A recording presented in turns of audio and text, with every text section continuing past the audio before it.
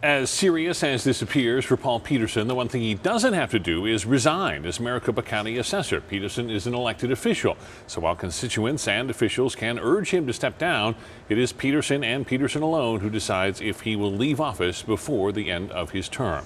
So how does the adoption process really work? We want to give you some more perspective on this. So joining us now is Becky Merryman with Building Arizona Families. Becky, thank you so much for being here with us tonight. Thank you for having me. I want to ask you a little bit about the process here, but it also seems like in this particular instance, you'd be very vulnerable to somebody trying to commit fraud, because on both sides of the equation here, you have people who may be in desperate situations.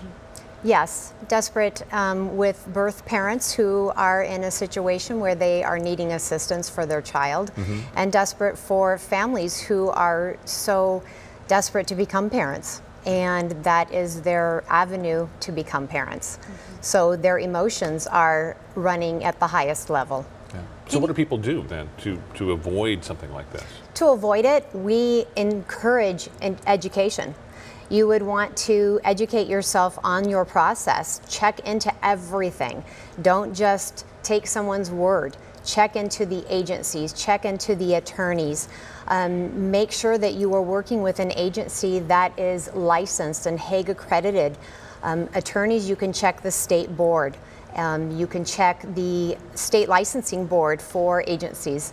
You can also, for Hague accredited agencies, you can also go to the State Department website and get names, and you can find out, have they had complaints? What are the reviews that have been placed out there for them? And we want to make sure we get this out there too. Becky, we were talking earlier, I mentioned I'm adopted, you have children through adoption.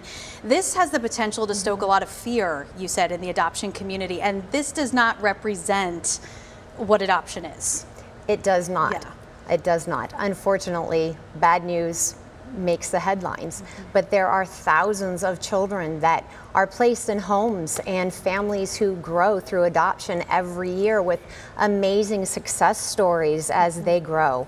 And we don't want families to be afraid to go through the adoption process. Just educate yourself. Don't utilize social media for your education. Yeah. Don't match in a situation, don't be drawn into a situation without investigating it thoroughly. Yeah, some great Becky advice. Merryman from Building Arizona Families, thanks so much for the advice tonight. Thank you.